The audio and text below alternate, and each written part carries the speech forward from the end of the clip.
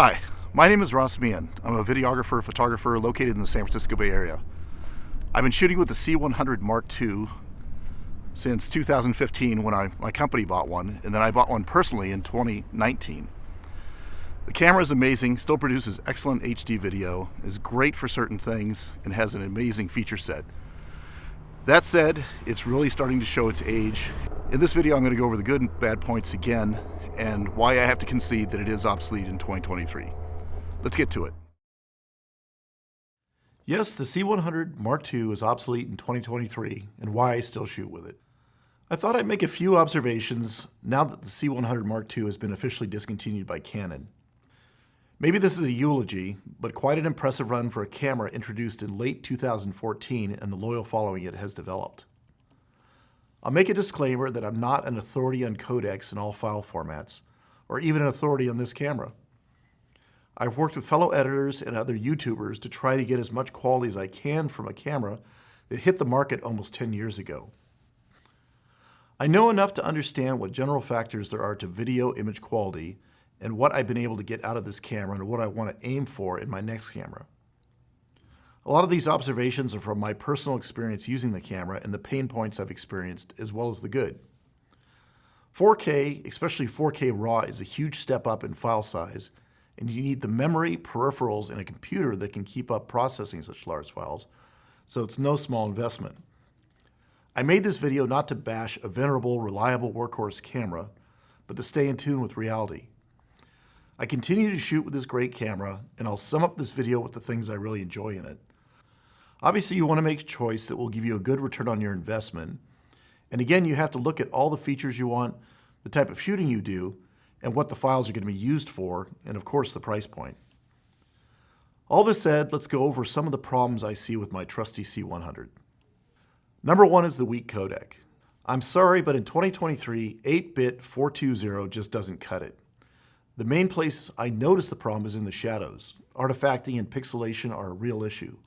I've compared notes with other shooters and tried many tweaks of output at different resolutions and bit rates, but I find I always have to surrender to a certain baseline of quality. Yes, I have output in ProRes, but the files are ginormous and just not practical. You can get 422 on an external recorder, but again, the files are huge for a very marginal improvement in quality in my book. I was excited when I read articles that people said they could get 10-bit out of the C100, but unfortunately it wasn't true. It turned out to be a bastardized 10-bit, not a true 10-bit out of the camera. On the positive side, whatever they lack in quality, the internal files of the C100 are tiny and grade remarkably well. Again, as I talk with other C100 users, we're all amazed that an 8-bit file can hold up and grade so well. Its strength is that you can buy cheaper SD cards and shoot long events without burning through your cards. This is why I think the C100 still has a spot for concerts and long presentations. Lack of detail. 4K has more detail than HD. Duh, newsflash. 4K has clearly become the standard in the industry, and I think it will stay so for quite a while. Because the C100 has a 4K sensor downsizing to HD, it produces terrific HD quality, but it is HD. The detail is remarkable for HD, but it pales when compared to the 4K and even a modest modern camera, or a smartphone for that matter. I've tried many levels of sharpness, unsharp mask, and other tweaks in post-production, mostly in Adobe Premiere, but you just can't force 4K detail in these files, even in ProRes. When taken on its own, the C100 HD files look very good, but when you put them side by side with 4K, there's no contest on detail. Poor autofocus and issue with manual focus. My biggest single issue with the C100 is you can't move the focus point. It's right dead center of the frame. It also has pretty useless face recognition. Beats me why Canon wouldn't make face recognition work on all of its EF lenses instead of just certain EFS lenses. But this was 2014 and face recognition was just coming of age. Dual pixel autofocus was remarkable at its time, and I believe it's still superior to some forms of autofocus in modern cameras, but it's dated in today's world of superior, responsive eye, body, and even animal eye autofocus. Granted, with a cine camera, you often want to shoot manual focus, but for run and gun, it's a big plus to have a solid autofocus when you need it. No in-body image stabilization. Not a huge factor in a cine camera, but nice to have at least some form of electronic stabilization. Having an IS lens on the camera is a partial solution, but a marginal fix. Gimbals can be used but are not really practical, and I personally find hand-holding the camera to be unacceptable unless absolutely necessary. Dated sensor. Still respectable, but dynamic range and high ISO performance is dated. The 1.5 sensor crop is a negative and a positive, like all APS-C cameras. Great for telephoto shots, but tough on wide angle.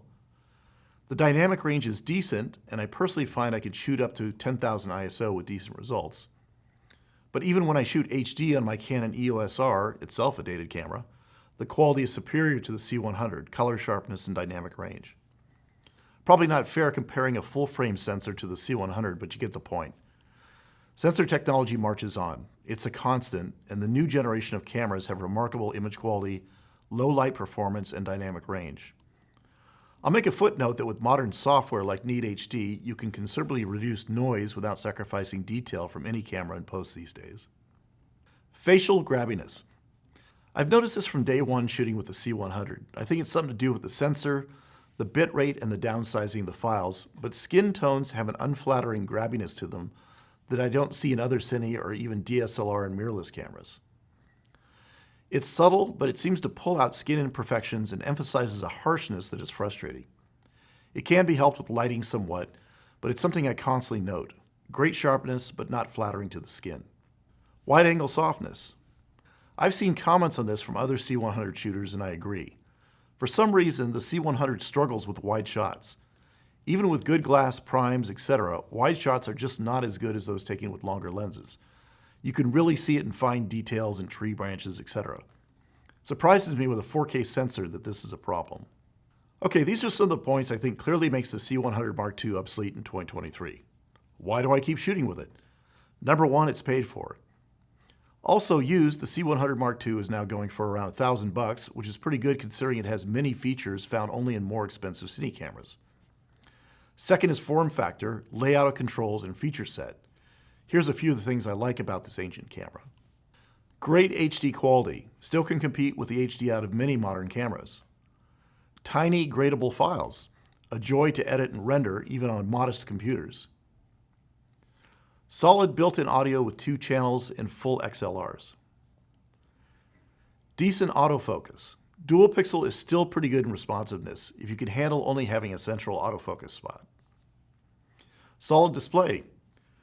Very good display, strong and fully articulating. Pretty intuitive menu system. Definitely a learning curve, but I think Canon does a great job on all its cameras with fairly painless menus. Great form factor, balance, and great layout of controls with customizable buttons. Really wish Canon had kept this form factor and size in a full 4K camera. Respectable EVF. A feature very important to me. I use it in the studio and outdoors. It was one of the deal breakers when the C70 came out. I really wish they had kept an EVF. Excellent battery life. I hear this over and over from C100 users, just phenomenal battery life for the HD image quality this produces. Cooling fan. Pretty common now, but at the time, it was great to have this in a 4K camera. Never overheats, and it's a feature that I'll insist on in any 4K camera that I eventually upgrade to. Built-in ND filters. It's hard to go back once you've had them. Double card slot recording. Great to have an automatic backup of your files. Not every shoot is irreplaceable, but I treat it like that, and it's great to have the security of a backup file. Dual card seems pretty standard these days, but very forward-thinking for Canon in 2014. So how do I conclude this? I know when I upgrade to 4K, I'll say, why did I wait so long? But it's no small investment. As I said, once you've worked with certain features of a true cine camera, it's hard to go back to anything less. It's easy to get absorbed with technology and specs, and we all like to work with the latest gear. But that being said, it can also be a curse, an excuse not to get started creating until you have the best gear to begin. I'm a firm believer in using what you have today to the fullest. A good story, clean audio, and sharp editing really make a video compelling and something people want to watch. You can never get around that. The C100 cult, as I call it, still has a lot of followers, and I understand why. It's hard to bash this camera because at the time it was so well designed, very reliable, and gave you the ability to shoot for long periods of time on just a couple batteries. The C100 may be officially retired, but it will always hold a place in many cinematographers' hearts, especially those who are Canon shooters. A remarkable camera that has proven itself as a solid workhorse for many years, and I think many years to come. Thanks for watching. All right.